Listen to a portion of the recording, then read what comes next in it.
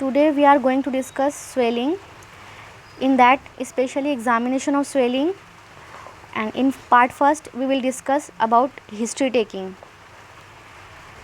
First of all, what is swelling? It is a vague or gross term that denotes any abnormal enlargement or protuberance in the body which do not affects the gross nature of the part or an organ. Swelling किसी भी किस्म का उभार हो सकता है, लेकिन वो एबनॉर्मल इन्लार्जमेंट होगा बॉडी में, लेकिन वो उस ऑर्गन को या उस पार्ट को ग्रॉस नेचर से अफेक्ट नहीं करता है, बड़े पैमाने पे अफेक्ट नहीं करेगा. Lump, it is also a vague mass of the body. It define as a lesion which within the organ causing the alteration in the gross nature or shape of the part or organ, जैसे कि breast lump जो होता है. मास means a lesion with difficulty to define its extent. जब हम उसका extent define ना कर पाएँ तो ये चीज़ मास कहलाती है, जैसे कि abdominal mass. Tumor is a growth of new cells which proliferate independent of need of the body. Tumour जो होता है ये ग्रोथ होती है, लेकिन ये एबनॉर्मल ग्रोथ होगी न्यू सेल की, जो कि बॉडी की नीड से ज़्यादा होगी. बिनाइन ट्यूमर ये प्रोलिफरेट करता है slowly with little evidence of mitosis and invasiveness to the surrounding structure. इसके अपोजिट मैलिग्नेंट ट्यूमर जो होता है वो प्रोलिफरेट करता है तेज़ी से और उसके अंदर माइटोसिस और invasiveness to the surrounding structure के फीचर्स मिलेंगे. Types of swelling according to the cause, जैसे कि कंजेनाइटल स्वेलिंग हो सकती है, उसकी एग्जांपल है सिस्टिक हाइग्रोमा, मेनिंजियोसील वगैरह. इन्फ्लेमेटरी ओरिजिन की वजह से हो सकती है या इन्फ्लेमेटरी कॉज की वजह से जो स्वेलिंग होती है, सेलुलाइटिस या abscess. Neoplastic, that means new growth, उसकी एग्जांपल है सार्कोमा. इसके अलावा मिसलेनियस ट्यूमर्स हैं, lipoma, sebaceous cyst. Now the clinical examination of swelling और लंप. इसमें है हिस्ट्री टेकिंग, लोकल एग्जामिनेशन जिसमें हम 4 पॉइंट्स देखेंगे, इंस्पेक्शन, पाल्पेशन, परकशन और by auscultation. State of regional lymph node और जनरल एग्जामिनेशन, ये देखना ज़रूरी है. फर्स्ट ऑफ ऑल इस वीडियो में हम डिस्कस करेंगे हिस्ट्री टेकिंग. हिस्ट्री में हमें 15 पॉइंट्स के बारे में जानना है. जब पेशेंट कंप्लेन लेकर आता है स्वेलिंग या किसी लंप की, duration, mode of onset, progress of the swelling, exact site, pain, fever, other associated symptoms, presence of other lump, secondary changes, impairment of the function, recurrence of swelling, loss of body weight, past history, personal history and family history. अब हम one by one इन points को discuss करते हैं. पहले duration. Patient से हमें पूछना है when was the lump first noticed. At birth congenital swelling are present, for example cystic hygroma और meningocele, these are congenital swellings.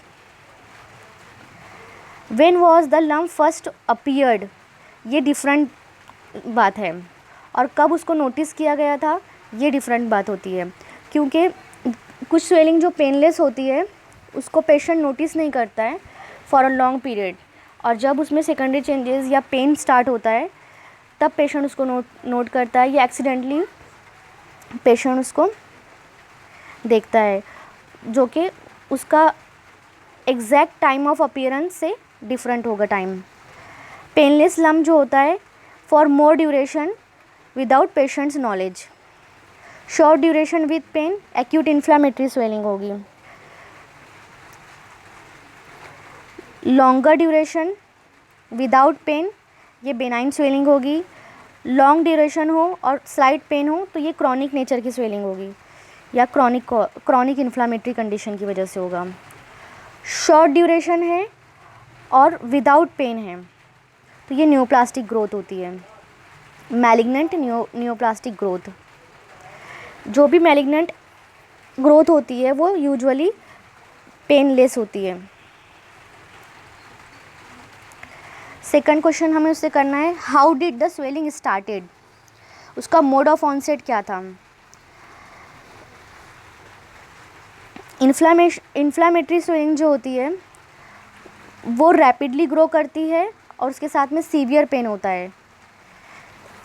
अगर ऑनसेट उसका स्पॉन्टेनियस है फॉलोइंग ट्रॉमा तो ये ट्रॉमेटिक स्वेलिंग कहलाती है, जैसे किसी फ्रैक्चर्ड बोन का डिस्प्लेसमेंट हो जाए या डिसलोकेशन ऑफ जॉइंट हो या हीमेटोमा फॉर्मेशन, ये सारी चीज़ें आफ्टर ट्रॉमा होती है।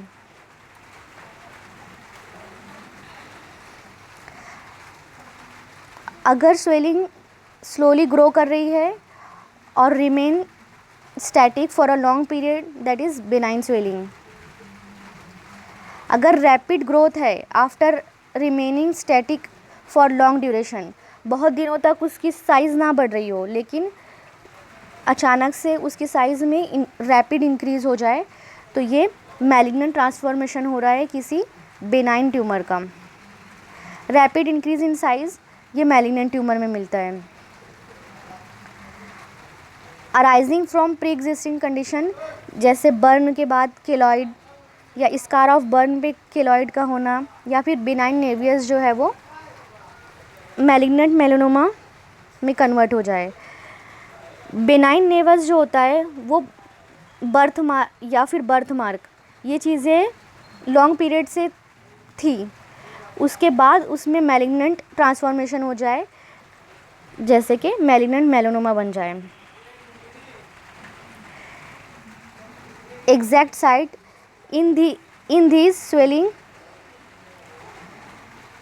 confused from which structure swelling is developed, ask the patient। अगर कभी ऐसा लगे जब कन्फ्यूज़न हो कि किस ऑर्गन से स्वेलिंग स्टार्ट हुई है तो पेशेंट से हमें पूछना है कि what is the exact site where swelling was first originated.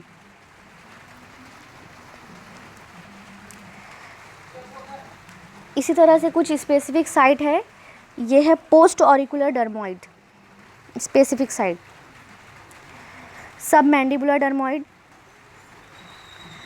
अब पेन के बारे में पूछेंगे, इम्पॉर्टेंट सिम्टम है पेन, पेशेंट इसकी हिस्ट्री देगा। पेन जो होता है वो इन्फ्लामेटरी ट्रॉमेटिक स्वेलिंग में होता है, जबकि न्यूप्लास्टिक स्वेलिंग जो होती है वो पेनलेस होती है इन स्टार्टिंग में, लेकिन इन लेटर स्टेज में जब वो इन्वेड कर जाता है उस कंडीशन में पेनफुल हो जाती है। इन केस ऑफ पेन हमें पेशेंट से पूछना है नेचर, साइट और टाइम ऑफ ऑनसेट बिफोर और after the swelling. First of all nature of pain, inflammation leading to suppuration, इस कंडीशन में थ्रोबिंग पेन मिलता है। स्टैबिंग या बर्निंग, सडन शार्प और सीवियर विथ शॉर्ट ड्यूरेशन और एकिंग टाइप, ये सारी चीज़ें हमें पेन के बारे में पूछना है पेशेंट से। Site, hip joint affection, pain कभी कभी ऐसा होता है कि अफेक्शन ऑफ हिप जॉइंट की वजह से पेन जो है वो नी जॉइंट में मिलता है। इसके अलावा हमें टाइम ऑफ ऑनसेट पूछना है पेन का, कि पेन पहले हुआ था या स्वेलिंग, पेन बिफोर और आफ्टर स्वेलिंग। पेन अगर पहले पेन हुआ उसके बाद स्वेलिंग हुई तो ये इन्फ्लामेटरी कॉज की वजह से हुई। अगर स्वेलिंग थी उसके बाद पेन हुआ जो कि ट्यूमर्स में होता है, वो मैलिग्नेंट या बिनाइन हो। न्यूप्लाज्म ऑफ स्टमक काइंडली चलो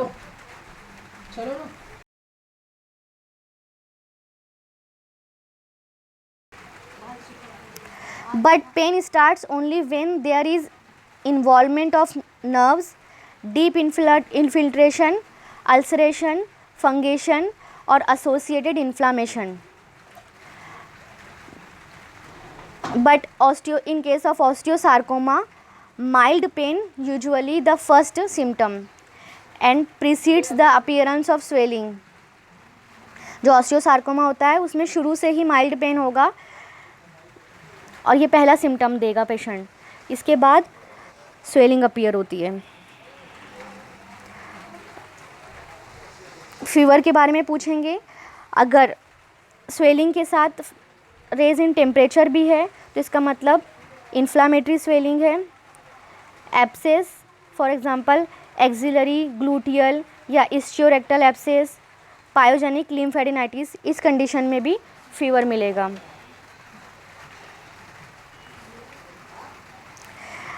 अगर कोई स्वेलिंग में इन्फेक्शन हो जाए जैसे कि इन्फेक्टेड सीबेसियस सिस्ट, तो ये भी पेनफुल हो जाता है. अदर एसोसिएटेड सिम्टम के बारे में पूछना है पेशेंट से. Difficulty in respiration, difficulty in swallowing, interfering any moment और डिसफिगरमेंट के बारे में पूछना है. अगर ट्रैकिया पे प्रेशर पड़ता है तो जिसकी वजह से रेस्पिरेशन में डिफ़िकल्टी होती है. अगर कोई स्वेलिंग ओइसोफेगस पर प्रेशर डालती है तो उसकी वजह से डिफ़िकल्टी इन स्वेलोइंग की कंप्लेन करेगा. इसी तरह से अगर कोई स्वेलिंग जो जॉइंट के करीब मौजूद हो उसकी वजह से उस जॉइंट के मूवमेंट में इंटरफेरेंस होता है और डिसफिगरमेंट होता है. सेकेंडरी चेंजेस जैसे स्वेलिंग में सॉफ्टनिंग, अल्सरेशन, फंगेशन या इन्फ्लामेटरी चेंजेस तो नहीं हुए हैं. Presence of other lump in the body, multiple lump. Ask about other swellings lump in other part of the body, क्योंकि कुछ ऐसी कंडीशन है जिसमें मल्टीपल लंप्स मौजूद होते हैं जैसे डायफाइजियल एक्लेसिस, न्यूरोफाइब्रोमेटोसिस, हॉजकिंस डिसीज़, जो कि मल्टीपल लिम्फोग्लैंडुलर इनलार्जमेंट होता है. इसी तरह से एब्सेस में अकर वन आफ्टर द अदर. इसके अलावा लाइपोमेटोसिस, जिसे डरकम्स डिसीज़ भी कहते हैं, यह है multiple lipomatosis. Impairment of the function particularly of limb and spine. जब स्वेलिंग इन स्ट्रक्चर के करीब होती है तो इनके फंक्शन में इम्पेयरमेंट कॉज करती है. हमें पेशेंट से पूछना है ask about loss of movement and intensity of it. For example osteosarcoma near knee joint causes partial और complete loss of movement of that joint. इसी तरह से cold abscess from caries of spine की वजह से लिमिटेशन ऑफ स्पाइन मूवमेंट होती है. Now recurrence of the swelling. If swelling recur after removal then it shows malignant changes of benign tumour, या फिर ये बताएगा कि प्राइमरी स्वेलिंग जो थी वो मैलिग्नेंट थी. सम नोटोरियस स्वेलिंग होती है जो कि रिकर करती है. For example Paget's recurrent fibroid. और सिस्टिक स्वेलिंग होती है, वो भी रिकर कर जाती है अगर उसका रिमूवल सही से ना हो, उसकी वॉल को पूरी तरह से रिमूव ना किया जाए तो. लॉस ऑफ बॉडी वेट के बारे में पूछना है, जो मैलिग्नेंट ग्रोथ होती है या फिर जनरलाइज ट्यूबरक्लोसिस के नतीजे में जो कोल्ड एब्सेस होता है, इस कंडीशन में पेशेंट में लॉस ऑफ बॉडी वेट भी मिलेगा. हिस्ट्री, पास्ट हिस्ट्री में सिफिलिस, ट्यूबरक्लोसिस के बारे में पूछना है. और पास्ट हिस्ट्री में ये भी पूछना है कि सिमिलर लंप इससे पहले तो अपीयर नहीं हुआ था. पर्सनल हिस्ट्री में habits of eating betel leaf, पान, बीटल नट, स्लैग्ड लाइम के बारे में पूछना है, क्योंकि फॉर एग्जांपल एक माउथ में कुछ ग्रोथ होती है, टंग, cheeks, lips.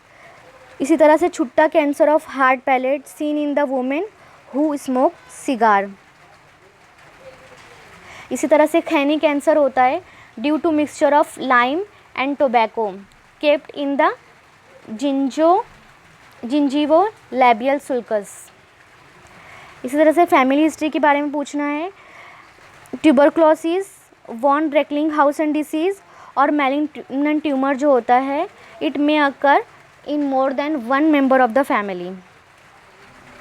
This is neurofibromatosis, also called as von Recklinghausen disease.